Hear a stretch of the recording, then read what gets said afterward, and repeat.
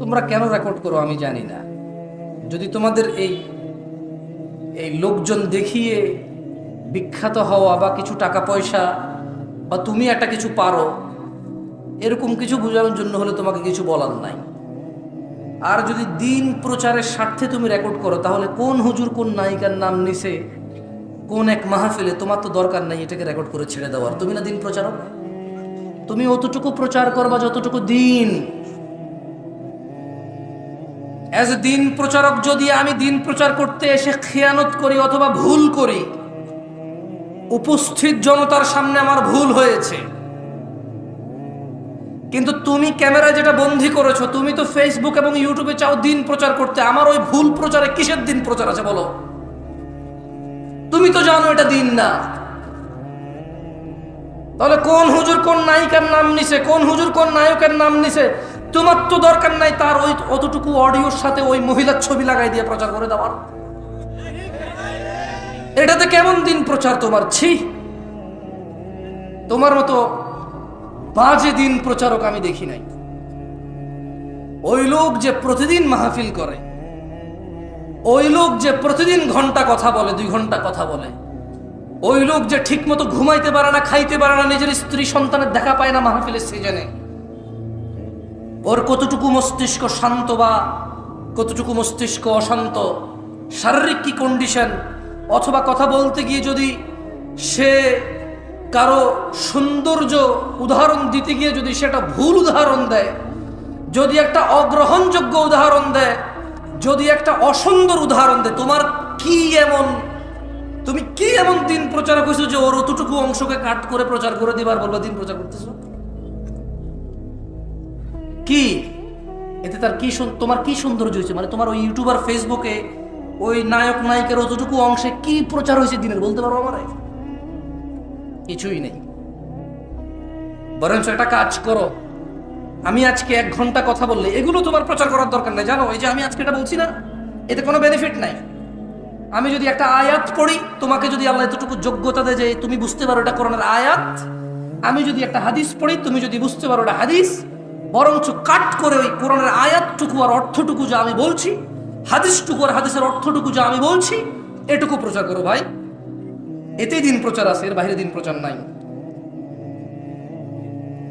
তোমরা কি নোংরামো করছো, কে কাকে কি বলছে, শুধু ওগুলো প্রচার করে বলছো দিন প্রচার। দেখ তোমাদের ইচ্ছা ভাই, তোমাদের বুঝের মতো তো আর আমার বুঝ হয় নাই, আমি পারবো না। আমার মনে আছে আমি গত বছর এই মাঠে এসেছিলাম, অশ্লীলতা নিয়ে কথা বলেছিলাম গত বছর। আজকে চাচ্ছি সুন্নাহকে আঁকড়ে ধরার বিষয়ে কিছু কথা বলতে, যার অভাব আমাদের সবার মধ্যে আছে কম বেশ। সাউন্ড আরো কম করে দেওয়া যায় ভাই, খুব বিরক্ত লাগে নিজের সাউন্ড নিজে শুনতে। গান গাইলে গজল গাইলে এক হিসাব, ইকো শুনলে আরো বেশি তালে তালে তাল বাড়ে। কথা বললে নিজের শব্দ নিজের কাছে সবার সময় বিরক্তির কারণ হয়ে দাঁড়ায়। বিসমিল্লাহ বিসমিল্লাহ শোনা যায়, সালাস আলহামদুলিল্লাহ। দিনী ভাইরা, আপনারা আজকে যারা উপস্থিত হয়েছেন, আপনাদের এতটুকু বলি, ইন্নাদ-দীনা ইনদাল্লাহিল ইসলাম, আল্লাহর কাছে একমাত্র মনোনীত দিন হচ্ছে ইসলাম। আল্লাহ বলছেন, ওয়ামাখতালাফাল্লাযীনা উতুল কিতাবা ইল্লা মিন বা'দি মা জাআহুমুল ইলমু বাগয়াম বাইনাহুম, আর যাদেরকে কিতাব দেওয়া হয়েছিল তারা কেবল পরস্পর বিদ্বেষবশত, মানে আমার কথাই আপনার ভালো লাগে না, আপনার আচরণ আমার ভালো লাগে না, আপনার আমার স্টাইল ভালো লাগে না, কথার আন্দাজ ভালো লাগে না, বডি ল্যাঙ্গুয়েজ হাত পা নড়ে ভালো লাগে না, দ্রুত কথা বলি বা জোরে কথা বলি বা আস্তে কথা বলি ভালো লাগে না, অথবা আপনি নিজেকে শুধু হানাফি মনে করেন বা শাফি মনে করেন, হাম্বালি বা মালিকি মনে করেন। হানাফি মনে করার পরে আপনি হয়তো মনে করেন নিজেকে চিশতি, সাবরি, তরিকত, হাকিকত, মারেফত, শরীয়ত এভাবে মনে করতে পারেন। সুফি নিজেকে মনে করতে পারেন। সুফি মনে করার পর আপনি মাইজ ভান্ডার, সারসিনা, তারপর এদিকে জৈনপুর, আটরশি, ফুরফুরা, আপনি নিজেকে এগুলো মনে করতে পারেন। আপনাকে একটা কথা বলি, মনোযোগ দিয়ে শোনেন। আল্লাহ সূরা আল ইমরানের 19 নম্বর আয়াতে বলেছে যে আল্লাহর কাছে একমাত্র মনোনীত হচ্ছে দিন হচ্ছে কি? তাহলে প্রবলেম কোথায়? আল্লাহ বলছেন ওয়ামাখতালাফাল্লাযীনা উতুল কিতাবা ইল্লা মিন বা'দি মা জাআহুমুল ইলমু বাগিয়ান বাইনাহুম। আর যাদেরকে কিতাব দেওয়া হয়েছিল তারা শুধু নিজেদের বিদ্বেষবশত তাদের কাছে জ্ঞান আসার পরও তারা মতনৈক্য ঘটিয়েছিল। ইলম এসেছে, জ্ঞান এসেছে, ফুরকান এসেছে, সত্য মিথ্যার পার্থক্যকারী এসেছে, কিন্তু না, কোরআন ও সহিহ সুন্নায় তাদের কোনো আপত্তি ছিল না। কিন্তু তারা নিজেদের একে অপরের বিদ্বেষে বসে তারা জ্ঞান আসার পরেও মতনৈক্য করেছিল। একজন আরেকজনের মতনৈক্য করতে গিয়ে ইসলামেরই মতনৈক্য করে ফেলেছে তারা। ওয়ামান ইয়াকফুর বিআয়াতিল্লাহ, ও দিনাজপুরের সচেতন নাগরিকরা, ও দিনাজপুরের সচেতন যুবক ও বৃদ্ধরা, ও দিনাজপুরের যুবতী ও বৃদ্ধারা, সচেতন যারা আছো, ওয়ামান ইয়াকফুর বিআয়াতিল্লাহ, আর যে ব্যক্তি আল্লাহর আয়াতকে অস্বীকার করে, ফাইন্নাল্লাহা সারিউল হিসাব, নিশ্চয় আল্লাহ অনেক দ্রুত হিসেব গ্রহণকারী। কত দ্রুত? তুমি মোবাইলে কল দিলে বাংলাদেশ থেকে আমেরিকা যত দ্রুত যায় এর চাইতে দ্রুত। কত দ্রুত? আল্লাহু তাআলা আলাম, আল্লাহই ভালো জানে কত দ্রুত হবে। ইত্তাকু রাব্বাকুম ইয়া নাস, মানুষ রবকে ভয় করো। আল্লাহর কাছে একমাত্র মনোনীত দিন ইসলাম। নিজেদের দলে দলে বিভক্ত করে ভিন্ন ভিন্ন নামে ইলম, জ্ঞান, সত্য মিথ্যা আসার পরেও নিজেদের একজন আরেকজনকে পছন্দ অপছন্দের কারণে তোমরা দ্বীনকে অস্বীকার করিও না, মতনৈক্য করিও না। জেনে নাও, সুন্নাহকে আঁকড়ে ধরা আমাদের জন্য আবশ্যক। সফলতা নেই মুস্তাফার অনুসরণ ছাড়া, সাল্লাল্লাহু আলাইহি ওয়াসাল্লাম। মুস্তাফার অনুসরণ ছাড়া, অনুকরণ ছাড়া, ইত্তেবা ছাড়া জান্নাত নামুমকিন, জান্নাত অসম্ভব। জাহান্নামের আগুন ঝলসে দেবে যার ইবাদতে মুস্তাফার অনুসরণ নেই। সুন্নাহকে আঁকড়ে ধরতেই হবে আমাদের।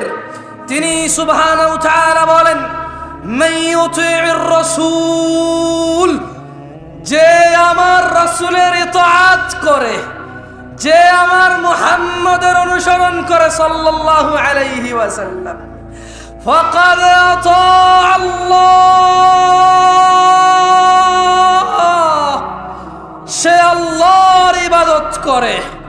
যে তিনি সাল্লাল্লাহু আলাইহি ওয়াসাল্লামের অনুসরণ করে, ফাকাদ আতা আল্লাহ, সে আল্লাহর ইবাদত করে। ওয়ামান তাওয়াল্লা, আর কেউ যদি রাসূল সাল্লাল্লাহু আলাইহি ওয়াসাল্লামের অনুসরণ থেকে মুখ ফিরিয়ে নেয়, ফামা আরসালনাকা আলাইহিম হাফিযা, আল্লাহ বলছে ও মুহাম্মদ সাল্লাল্লাহু আলাইহি ওয়াসাল্লাম, যদি কেউ আপনার থেকে মুখ ফিরিয়ে নেয়, যদি কেউ ভালো কাজ, খারাপ না তো অসুবিধা কোথায়? বাপে করেছে, দাদা করেছে, বড় হুজুর ফতোয়া দিয়েছে, যুগের পর যুগ চলে আসছে, সমস্যা কোথায়?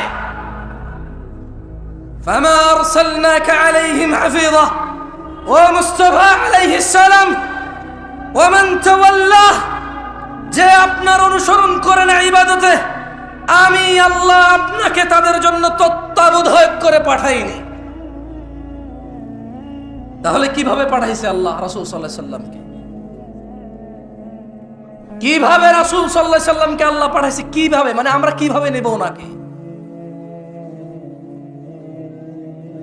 যদি আমাদের পুরো পৃথিবীর সমস্ত মুসলিম আল্লাহর রাসূলের ইতাআত বাদ দিয়ে নিজেদের প্রবৃত্তি স্বীকার করে, সেই প্রবৃত্তির অনুসরণ করে, আল্লাহ বলছেন যে আপনার কোনো দোষ নাই। ওয়ামা আলাইকা আল্লা ইয়াযাক্কা, ওয়ামা আলাইকা আল্লা ইয়াযাক্কা। এরা যদি পবিত্র না হয়, এরা যদি পরিশুদ্ধ না হয়, ওয়ামা আলাইকা আল্লা ইয়াযাক্কা, ও মুহাম্মদ আপনার কোনো সমস্যা নাই, আপনার কোনো দোষ নাই।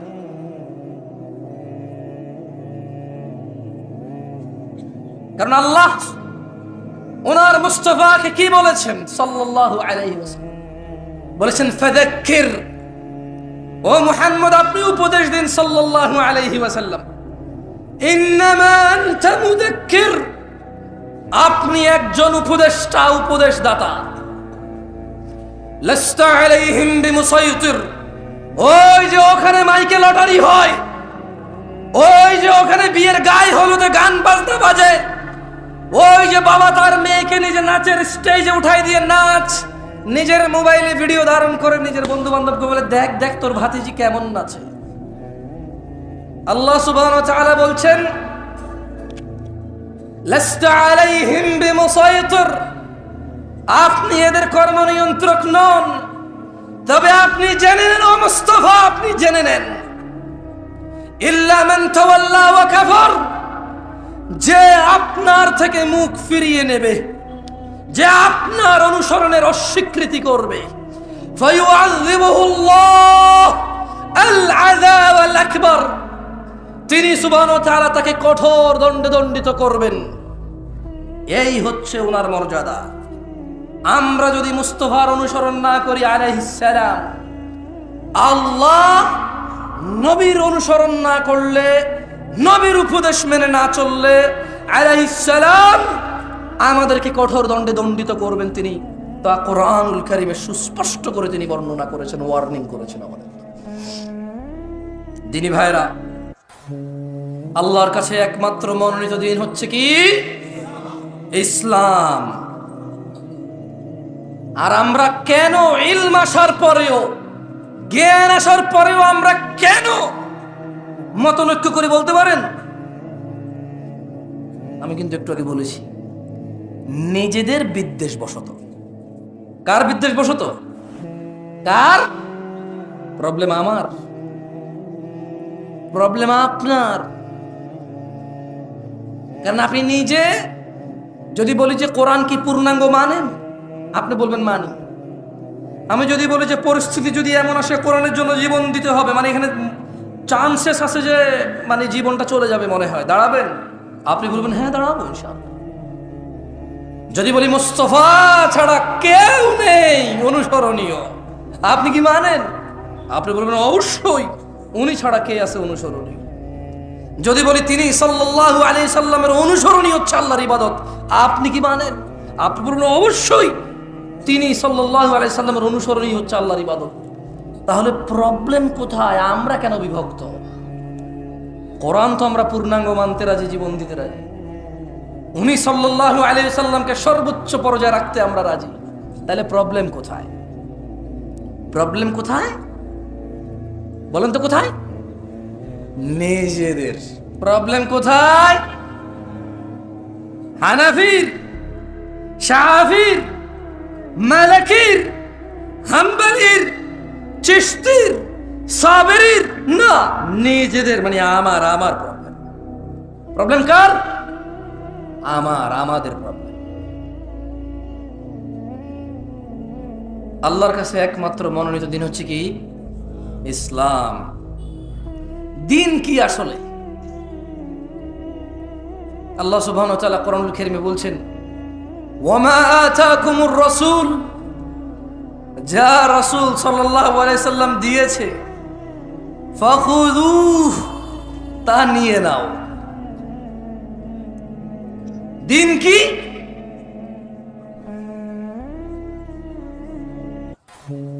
একটু মনোযোগ দিয়ে শুনিয়েন ভাই।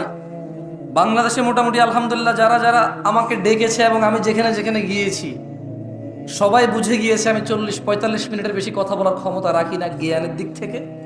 তবে আলহামদুলিল্লাহ দাঁড়াইতে পারবো অনেকক্ষণ, বক বক বক কিসা কাহিনী বললে বহুতক্ষণ বলা যাবে। তবে নর্মালি বক্তব্য আমার 40-45-50 মিনিটেরই হয়। আপনাদের বিরক্ত করব না। এরপরে ফজিলাতুল শেখের সমাপনী বক্তব্য আপনারা শুনে যাবেন ইনশাআল্লাহ। আপনাদের যাতে কষ্ট না হয় উনি আমাকে মাইকটা ধরার পরও ছেড়ে দিয়েছে, আমরা কি ওনার ইজ্জত করবো না? আপনাদের যাতে কষ্ট না হয়, উনি মাইকটা ধরার পরও আমাকে ছেড়ে দিয়েছে, আমিও ইনশাল্লাহ খুব শীঘ্রই ওনাকে ওনার মাইক আবার ওনাকে ওনার মাইক ওনার কাছে দিয়ে দেব। আপনারা ইনশাল্লাহ আছেন তো? ইনশাল্লাহ। ভাই তোমাদের যদি বলি একটু বসতে, তোমরা কি মাইন্ড করবা? বহু দূর থেকে আসছি, বিশ্বাস করো, সকাল 10টায় গাড়িতে উঠছি আমি। না না না না, দাঁড়ায় থাকতে যদি কমফোর্টও দাঁড়াও, তবে বসলে ভালো হবে, আর কি সুন্দর হয়। থাকে না একটা জিনিস, একটা সৌন্দর্য থাকে না। আর যদি ঠান্ডা লাগে, দাঁড়ায় থাকতে ভালো লাগে, টোটালি ফাইন। আমি নিজেও দাঁড়ায় আছি, তোমারে বসতে বললে বলবো যে আপনি নিজেও দাঁড়ায় দেয় কথা বলছেন, তো তাইলে ভাই আবার দরকার নাই ভাই আবার। ঠিক আছে, আল্লাহ তাআলা আমাদের উপর রহম করুন, আমিন। বলেন তো দিন কি? ওয়ামা আতাকুমুর রাসূলু ফাখুযুহু, রাসূল যা দিয়েছে তা নিয়ে নাও। ওয়ামা নাহাকুম আনহু ফান্তাহু, যা থেকে তিনি নিষেধ করেছেন তা তোমরা বর্জন করো। ওয়াত্তাকুল্লাহ, আর তোমরা আল্লাহর তাকওয়া অবলম্বন করো। ইন্নাল্লাহা শাদীদুল ইকাব, ও মানুষ, নিশ্চয়ই আল্লাহ শাস্তি দানে অনেক অনেক অনেক অনেক অনেক অনেক অনেক বেশি কঠোর। আল্লাহ শাস্তি দানে অনেক কঠোর।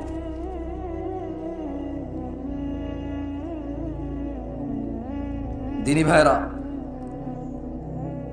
রাসূল যা দিয়েছে তাই যদি ইসলাম হয়, আচ্ছা জোরে জোরে চিল্লে চিল্লে না বলি, কিছু গলাও খারাপ হয়, আপনাদের বুঝতে অসুবিধা, একটু সুন্দর করে আস্তে আস্তে বলি, কেমন?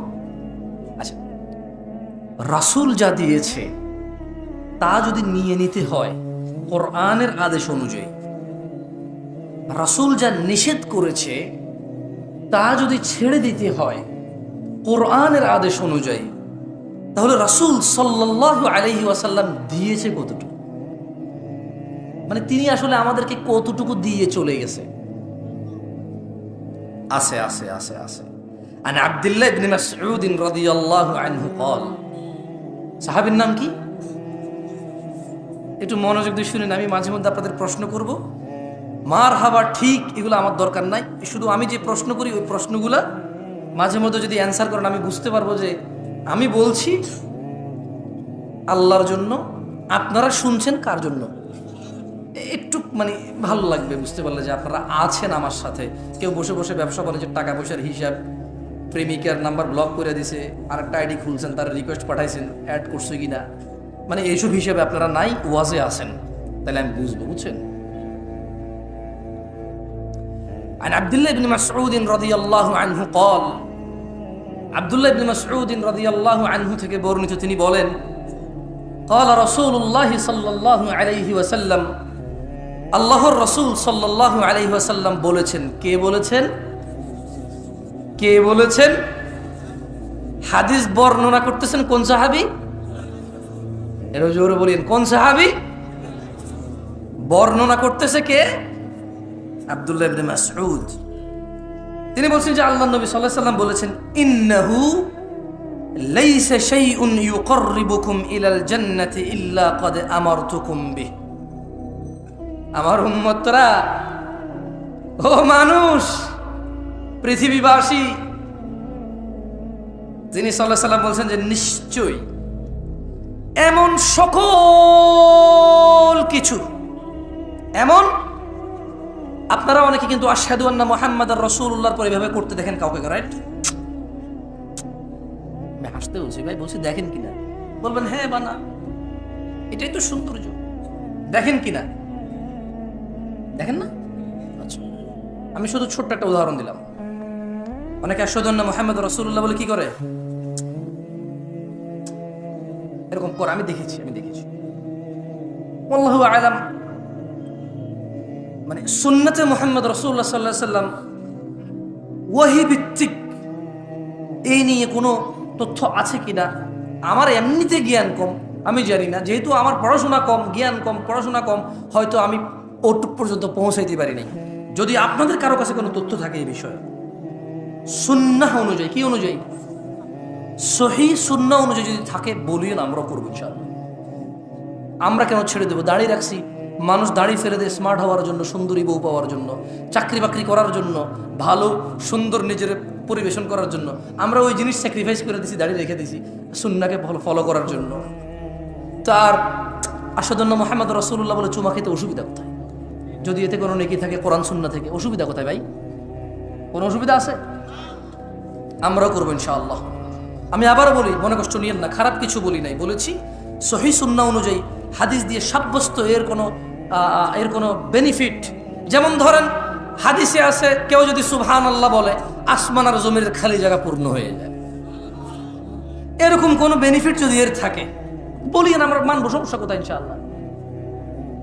আচ্ছা যাই হোক,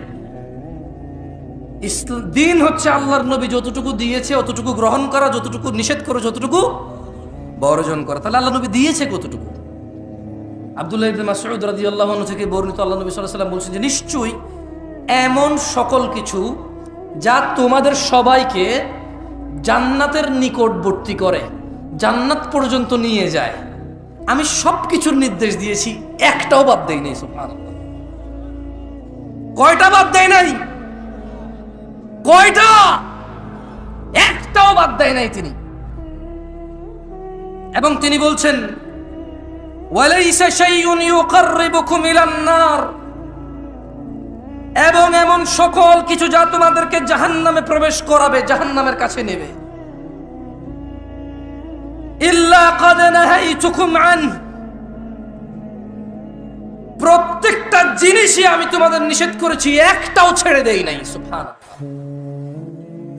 তাহলে যা আমাদের জাহান্নামে নিয়ে যাবে তিনি কি একটাও বাদ দিছে নিষেধ করা ছাড়া? যা আমাদের জান্নাতে নিয়ে যাবে তিনি কি একটাও বাদ দিছে আদেশ করা ছাড়া? তাহলে কিসের এত বিভক্তি, এত ভিন্নতা কিসের? তিনি সাল্লাল্লাহু আলাইহি ওয়াসাল্লাম বলছেন এমন একটা বিষয় নেই যা জান্নাতে নেবে উম্মতকে অথচ আমি আদেশ করিনি, এমন একটা বিষয় নাই যা উম্মতকে জাহান্নামে নেবে অথচ আমি নিষেধ করি নাই। একটা সিঙ্গেল বিষয় নেই, বিভক্তি কিসের? কিসের? কারো কি সন্দেহ আছে? কারো কি সন্দেহ আছে যে উনি কিছু বাদ দিয়ে গেছে? কেউ কি এরকম আস্থা রাখেন, কেউ কি এরকম বিলিভ করেন যে উনার বলে যাওয়া পথের বাহিরে জান্নাত আছে? তাহলে বিভক্তি কিসের? আসেন না, আমি আপনাদের উদ্যত আহ্বান জানাই, যারা আমার যুবক ভাইরা আছেন এবং যারা ম্যাচিওর আছেন এবং যারা আরো একটু বয়স বেশি আছেন, আসেন না একটু কোরআন সুন্নাহ পড়ি এবার। আসেন না এবার রুকু দিচ্ছি কেন দিচ্ছি, সিজদা দিচ্ছি কেন দিচ্ছি, সালাত আদায় করতেছি কেন করতেছি, ডান হাতে খাচ্ছি কেন খাচ্ছি, সালাম দিচ্ছি কেন দিচ্ছি, বাম পায়ে টয়লেটে যাচ্ছি কেন যাচ্ছি, ওয়াজ করতে আসছি কেন আসছি, ওয়াজ শুনতে আসছি কেন শুনছি, বাচ্চাকে মাদ্রাসায় পড়াচ্ছি কেন পড়াচ্ছি, স্কুলে পড়াচ্ছি কেন পড়াচ্ছি, গান শুনতেছি কেন শুনতেছি, কোরআন শুনতেছি কেন শুনতেছি। আসেন না একটু জেনে শুনে করি। আসেন না, তিনি তো একটাও বাদ দেয় নাই যা জাহান্নামে নিয়ে যাবে, সব নিষেধ করছে। তিনি তো একটাও বাদ দেয় নাই যা জান্নাতে নিয়ে যাবে, সব আদেশ করছে। ভিন্নতা কিসের? অবহেলা কিসের? কিসের এত গাফিলতি? মা গররাকা বিরব্বিক, কিসে এত দয়াময় আল্লাহ থেকে আমাদেরকে দূরে রাখছে? কিসে? কি পাইছি আমরা? মা গররাকা বিরব্বিকাল কারীম, এত দয়ালু আল্লাহ থেকে কিসে আমাদেরকে দূরে রাখছে? আল্লাহ আমাদেরকে বোঝার তৌফিক দান করুন। শুনেন, এখন প্রশ্ন হলো, আল্লাহর নবী যদি একটাও বাদ না দেয় যা জাহান্নামে নিয়ে যাবে নিষেধ করা, একটাও যদি বাদ না দেয় যা জান্নাতে নিয়ে যাবে আদেশ করা, আমরা কেন অল্প? কেন আজকে আমরা অল্প? কেন আমাদের ঐক্যতা নাই? এটারও একটা কথা তিনি বলে গিয়েছেন। তিনি বলেছেন আন আবি হুরায়রা রাদিয়াল্লাহু আনহু, আবু হুরায়রা রাদিয়াল্লাহু আনহু থেকে বর্ণিত, তিনি বলেন আল্লাহ নবী সাল্লাল্লাহু আলাইহি সাল্লাম বলেছেন, সাহাবীর নাম কি কি রাদিয়াল্লাহু আনহু বলেন ভাই, তিনি বলেন, আল্লাহ নবী সাল্লাল্লাহু আলাইহি ওয়াসাল্লাম বলেছেন, বাদা আল ইসলামু গরীবা, ইসলামের সূচনা হয়েছিল অপরিচিত অবস্থায়। কি অবস্থায়? কি অবস্থায়? আচ্ছা বলেন তো, গায়ে হলুদে যে মানুষটা বিয়েতে গায়ে হলুদ করে, আপনি কি বিশ্বাস করেন সে বুকে পূর্ণাঙ্গ অনুভূতি রাখে যে এটা গুনাহ, এটা ইসলামিক না, এটা অন ইসলামিক, এটা মহাপাপ, জঘন্য নিকৃষ্ট আচরণ বিয়ের মধ্যে থেকে? তার কাছে এত অনুভূতি নাই, এটা নেই। মানে আপনি কি মনে করেন এই যে আমাদের বোনরা খোলামেলা চুল, গেঞ্জি শার্ট প্যান্ট পরে ঘুরে, ফেসবুকে ছবি দেয়, জামাই বউয়ের ছবি, রুমের ভিতরের ছবি, মানে কথায় কথায় ছবি, যারা নিজেদের সৌন্দর্য প্রকাশ করে বেড়ায় যে বোনরা, আপনি কি মনে করেন যে সে এটা বিলিভ করে তার পাপ হচ্ছে, সে আগুনে জ্বলতে পারে এই পাপের জন্য? আপনি কি মনে করেন সে বিলিভ করে? এরকম মন থেকে অনুভব করে মনে করেন? এই যে আপনি দাড়ি কাটেন, এই যে আপনি শেভ করেন, এই যে আপনি সিগারেট খান, এই যে আপনি মিথ্যা কথা বলেন, এই যে আপনি বাবা মায়ের উপরে ধমক দিয়ে কথা বলেন, এই যে আপনি কোরআন, আজকে 40 বছর বয়স, 50 বছর বয়স, 30 বছর বয়স, কোরআন পড়তে জানেন না, আপনি কি এটা বিলিভ করেন যে কোনোদিন আপনি মন থেকে, হৃদয় থেকে অনুভব করেছেন যে আমি একটা মূর্খ, আমি ইসলামের কিছুই জানি না? যদি আমি ইসলামের কিছুই না জানি, তাহলে কিসে আমাকে জান্নাতে নেবে আমি সেটাই জানি না। আর এই না জানা আমাকে কোনোদিন কষ্ট দেয় নাই, এই না জানা কোনোদিন আমাকে শিখা পর্যন্ত পৌঁছায় নাই, শিখার আগ্রহ জাগে নাই আমার কোনোদিন। আপনি কি মনে করেন আপনি এটা বিলিভ করেন? মনে করেন না, এটা এরকম না। বাদা আল ইসলামু গরীবা, ইসলামের সূচনা হয়েছে কি অবস্থায়? অপরিচিত অবস্থা। আপনি কি মনে করেন কোন মা তার বাচ্চা যখন ক্লিন শেভ করে, এদেশে কয়টা মা মনে করে তোর গুনাহ হয়েছে রে বাপ, তোর গুনাহ হচ্ছে? কয়টা মা মনে করে এরকম? বলতে পারেন আমাকে? মায়ের নাম তো আমনা। মায়ের নাম কি?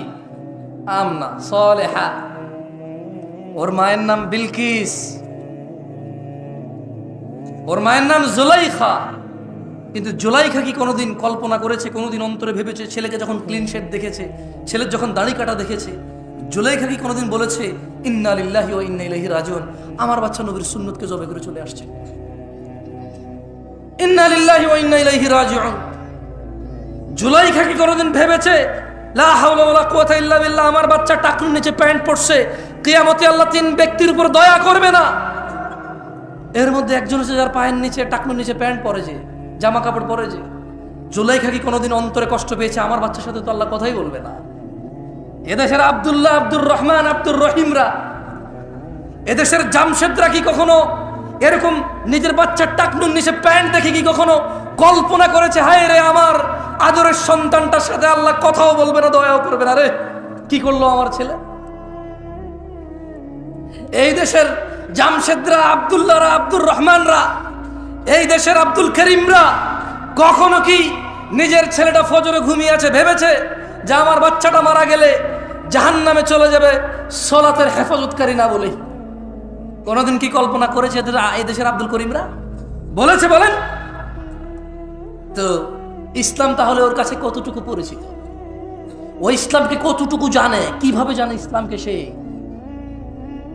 আমাকে কি একটু বলতে পারেন আপনারা? যে দেশের ভ্যান ড্রাইভার, রিক্সার ড্রাইভাররা সারা দিন কষ্ট করে 800 টাকার জন্য, অথচ ফজরের 2 রাকাত সুন্নত দুনিয়াতে যা আছে এর চাইতে বেশি, সে ফজরের 2 রাকাতে যায় না 800 টাকার পিছে করে। কোনদিন কি এদেশের আমার দরিদ্র মুসলমানরা কি ভেবেছে যে দিনে 12 রাকাত সুন্নতে মুআক্কাদা, ফজরে 2, জোহরে 6, মাগরিবে 2, ইশায় 2, এই 12 রাকাত সুন্নত যে পড়ে আল্লাহ তার জন্য জান্নাতে ঘর নির্মাণ করে? কয়জন নিয়েছে বেনিফিট? কতজন ইসলামে এটা বুকে লালন করে? আমরা ইসলামকে কিভাবে জানি? শুধু বিয়েতে কবুল আমাদের ইসলাম সম্মত, বাকি বউ যে কাপড় পরে, জামাই যে কাপড় পরে, যেখানে বসে বিয়ে হয়, যে বিয়ে পড়ে, যে উকিল হয়, যে সাক্ষী হয়, সব কিছুতে ইসলাম কোথায়? মুসলমানের বিয়েতে ইসলাম কোথায়? মুসলমানের বিয়েতে ইসলাম কোথায়? আমরা যদি ইসলাম জানি তাহলে বিয়েতে ইসলাম কোথায়? বলতে পারেন কোনটা কোনটা ইসলামিক, কোনটা কোনটা বিয়েতে ইসলামিক? আমাদের আজকে এখানে আপনার উপস্থিতিতে আপনি নিজে কয়টা ইসলাম আছে আপনার মাঝে, আমার মাঝে কয়টা আছে? এই আয়োজক ছেলে আমাকে ফোন করেছে, বলো যে ভাই আপনি আসতে হবে, আপনার নামই করছে। আমি ওয়াজ নেওয়ার সময় বলছি আমি পারলে আর নাহলে আসবো না, ফোন রাখো, তোমার থেকে কি ওয়াজ দিছি নাকি? আমার নম্রতা কোথায় ছিল ওর সাথে? ও তো কত সুন্দর আয়োজন করেছে, কত কষ্ট করেছে ও, কিন্তু আমি কি ওর দুঃখ বোঝার চেষ্টা করছি? হয়তো করিনি তখন। তখন আমার রাইট নিয়ে আমি চিন্তায় ছিলাম যে দূর ভাইয়া, আমি তো বলছি, তুমি কেন ফোন দিচ্ছ? কোথায় আমাদের ইসলাম? আমরা তো নিজেরাই দিনে 10টা ভুল করি, নিজেরাই দিনে 100 ভুল করি, 500 ভুল করি। তিনি সাল্লাল্লাহু আলাইহি সাল্লাম বলেছে, এই ছোট ভাই তুমি কেন দাড়ি কাটো বলতে পারো? বলতে পারো তুমি কেন দাড়ি কাটো? তুমি জানো না। Maybe you look nice, you think like that, তোমার একটা চিন্তা, এটা জাস্ট তোমার একটা ধারণা। মেবি তুমি বৃদ্ধ দেখতে চাও না নিজেকে, দাঁড়িয়ে রাখলে বুড়া বুড়া মনে হয়, হয়তো তোমার মাথায় এটা ঢুকছে পোকা। Otherwise what else? আর কি মানে, আর কি হতে পারে এখানে? পারপাস কি হতে পারে দাড়ি কাটার? মানে কি? জ্ঞান বেড়ে যায়, উচ্চতা বেড়ে যায়, বংশমর্যাদার পরিচয় চেঞ্জ হয়ে যায়, চাকরি হয়ে যায়, হোয়াট? তুমি প্রতি বৃহস্পতিবার রাতে কাটো, শুক্রবারকে উদ্দেশ্য করে। তুমি বিয়েতে যাওয়ার আগের দিন কাটো, তুমি বেড়াইতে যাওয়ার আগের দিন কাটো, তুমি শহরে যাওয়ার আগের দিন কাটো, তুমি বাড়িতে ফেরার দিন কাটো। কেন ভাই? তুমি নিজে জানো। ইসলামের সূচনা হয়েছিল কি অবস্থায়? সবাই বলেন, ইসলামের সূচনা হয়েছিল কি অবস্থায়? অপরিচিত অবস্থায়। আল্লাহ নবী সাল্লাল্লাহু আলাইহি সাল্লাম বলছেন, বাদাআল ইসলামু গরীবা, ইসলামের সূচনা হয়েছিল অপরিচিত অবস্থায়। ওয়া সায়াউদু কামা বাদাআ গরীবা, অচিরেই, নিকটে, শীঘ্রই এটা আবার আগের মতো অপরিচিত হয়ে যাবে। খুব শীঘ্রই ইসলামটা ঠিক আগের মতো অপরিচিত হয়ে যাবে। আজকে মুসলমানের বিয়েতে ইসলামই খুঁজে পাওয়া যায় না, আজকে মুসলমানের পড়ালেখার বিদ্যালয়ে ইসলাম খুঁজে পাওয়া যায় না, আজকে মুসলমানের ঘরে বাবা মা আর ছেলে মেয়ের ভিতরে ইসলাম খুঁজে পাওয়া যায় না, আজকে হুজুরদের ভিতরে ইসলাম খুঁজে পাওয়া যায় না। ইউটিউবার বক্তাদের বক্তব্য জনসম্মুখে প্রচার করে মানুষকে দিন শিখানোর এক নৈতিক ও এক কঠোর এবং বিশাল লাভজনক দায়িত্বে যারা নিয়োজিত, যারা নিজেরাই এই দায়িত্ব নিয়েছে, কেউ তারা বলেনি তুমি ভিডিও করে ছাড়ো আমার ভিডিও ইউটিউবে। নিজে নিজে দায়িত্ব নিয়েছে দিন প্রচারের, অথচ প্রচার করে শুধু যতটুকু ভেজাল, যতটুকু ভুল, যতটুকু বেশি মানুষ দেখবে ততটুকু, যতটুকু ইসলাম অতটুকু নয়। বক্তা এমন বক্তব্য দেয় যে বক্তব্যের শ্রোতা ঠিক বলবে, ও জিজ্ঞেস করবে ঠিক কিনা, ব্যাস। বক্তা যখন তার দান লাগবে একরকম বক্তব্য দেয়, যখন লোকজনকে কান্না করাবে তখন একরকম বক্তব্য দেয়। এগুলা তার মুখস্থ, তার মনের ভিতরের অনুভূতি কিচ্ছু নাই। আমি এখানে ওয়াজ করতে আসছি, আপনারা শুনতে আসছেন, কত নবী রাসূল কিয়ামতে উঠবে যাদের উম্মতি থাকবে না হয়তো, অথচ আপনারা এতজন মানুষ আসছেন, স্টিল আমি আপনাদেরকে ধমক দিয়ে কথা বলতেছি। ওয়াই? এটা তো আল্লাহর পক্ষ থেকে নিয়ে আমার যে আলহামদুলিল্লাহ আমি দুটা কথা বলবো, মানুষগুলো শুনতে আসছে ইসলাম। আমার উচিত ছিল আপনাদের সাথে আরো সুন্দর, আরো মোলায়ম, আরো কোমলতা দিয়ে কথা বলা। কোথায় পারলাম আমি আমার কোমলতা? মনে হচ্ছে যেন আপনারা আসছেন এটা ঠেকায় পড়ছেন। আমি এক বেটা আসছি কই থেকে বিমানে চড়ে, আমি কোথায় আমার নম্রতা? আমি তো আসলে শঙ্কিত আমাকে নিয়েই। আপনাদের কি ওয়াজ করবো আমি আমাকে নিয়েই চিন্তিত। আল্লাহ তাআলা আমাকে ক্ষমা করুক, আপনারাও আমাকে মাফ করে দিন যদি ধমক দিই আমি আপনাদের। আমি হয়তো কথা বলার ফ্লো, আমার হয়তো স্বভাবগত জাত একটু চঞ্চল, আমি ভাই বুঝছেন, হাত পা নড়ে চড়ে, মাথা মতো গরম হয়ে যায় যখন উল্টাপাল্টা কিছু, মানে বাস্তবতা আর হাদিস একরকম, কোরআন একরকম, একটু গরম হয়ে যায়। আমি এর জন্য আন্তরিকভাবে ক্ষমা চাই। আপনারা আমার ভাই, আপনারা আল্লাহকে ভালোবেসে আসছেন, আপনারা নিজেরা টাকা খরচ করে আমাকে এখানে দাঁড় করাইছেন কথা বলার জন্য। এটা কত বড় নিয়ামত আল্লাহর পক্ষ থেকে আমার জন্য, অথচ আমি কিনা আপনাদের সাথে সুন্দর ব্যবহার করতে পারছি না। আমার মনে হচ্ছে যেন আমি মালিক হয়ে গেছি, কিনে ফেলছি আপনাদের, আমি একটা কিছু হয়ে গেছি। আল্লাহ আমাকে ক্ষমা করুন, আপনারা আমাকে মাফ করে দিন। কেমন ইসলামের পরিচয় হয়েছে কি অবস্থায়, আবার কোথায় ফিরে যাবে? সবাই বলিয়েন তো, আবার কোথায় ফিরে যাবে? কবে কবে কবে? আমাদের বিয়েতে আমরা ইসলাম পাই? আমাদের ঘরে ইসলাম আছে? মা প্রতিদিন খেয়াল রাখে তার বাচ্চা স্কুল মাদ্রাসায় গেছে কিনা, মা প্রতিদিন খেয়াল রাখে তার বাচ্চা হোমওয়ার্ক করছে কিনা, এ মা কি খেয়াল রাখে তার বাচ্চা নামাজ আদায় করছে কিনা? খেয়াল রাখে। কোথায় তার আদর, তার আদরের সন্তানের জন্য, যেখানে কিয়ামতের সর্বপ্রথম হিসাবই হবে নামাজের। ফাইন সলুহাত, যার নামাজ ঠিক থাকবে তা সে জিতে যাবে, সফল হবে। আর যার নামাজ ঠিক থাকবে না সে ধ্বংস হবে, সে লাঞ্ছিত হবে। কোথায় আমার মায়ের চিন্তা, আমার সফলতা? কোথায় আমার মায়ের চিন্তা? যাক দিনী ভাইয়েরা, আমি আবার বক্তব্য বেশি আর দীর্ঘায়িত করব না। আমি আপনাদের এতটুকু বলি, আল্লাহর দরজা চিরদিন খোলা। আমরা সিজদা করি কাকে? রুকু করি কাকে? দোয়া করি কার কাছে? অন্যায় করি কার সাথে বেশি? আমরা একে অপরের সাথে তো একে অপরকে তো সিজদা করি না, করি? তাহলে যা নামাজ পড়েন নাই পড়েন নাই, যা রোজা রাখেন না রাখেন নাই, যা দাড়ি কাটছেন কাটছেন, যা গান শুনছেন শুনছেন, যা সিনেমা নাটক দেখছেন দেখছেন, খালাস। ইরজিই, আল্লাহর দিকে ফিরে আসেন। ইরজিই ইলা রাব্বিকা রাদিয়াতাম মারদিয়াহ। ও দিনাজপুরের মানুষ, ও দিনাজপুরের আমার বোন ও ভাইরা, ছোট ভাই, সন্তুষ্ট চিত্তে রবের দিকে ফিরে আসো। তোমার পূর্বে কোন মানুষ বেঁচে ছিল আর চির যুবক ছিল, এটা হয়নি, হবে না। তোমার পূর্বে কোন মানুষ চির সুস্থ ছিল, এটা হয়নি, হবে না। তোমার পূর্বে কোন মানুষ কোনদিন কষ্ট পায়নি, এমনটা হয়নি, এটা হবে না। তোমার পূর্বে কোন মানুষ বিষণ্ণতায় ভোগে নাই, এমনটা হয়নি, হবে না, তোমার সাথেও হবে না এটা। আসো আল্লাহর দিকে ফিরে আসো, আসো আল্লাহর দিকে ফিরে আসো। দুটো চারটা মেয়ের সাথে কথা বলেছ, অন্যায় হয়েছে, তুমিও জানো আমিও জানি, কিন্তু তোমার রবের আহ্বানে সাড়া দাও, রবের আহ্বানে সাড়া দাও। ভাই আমার, থামো, যেখানে আছো থামো। ইল্লা মান তাব, রব বলছে যে আল্লাহর কাছে তওবা করে, ওয়া আমানা, ঈমান আনে। আমরা কি আল্লাহর কাছে তওবা করতে রাজি আছি? ইনশাআল্লাহ। রব বলছে ইল্লা মান তাব, যে তওবা করে, যে অপরাধ থেকে আল্লাহর কাছে ফিরে আসে। ওয়া আমানা, কার প্রতি ঈমান আনে? ওয়া আমিলা আমালান সালিহা, এবং যে সৎ কর্ম সম্পাদন করে। ফাউলাইকা ইউবাদদিলুল্লাহু সাইয়্যাতিহিম হাসানাত। আল্লাহ বলছে অপরাধীর অপরাধ যতই হোক না কেন, আমি তার সমস্ত গুনাহকে নেকিতে পরিবর্তন করব।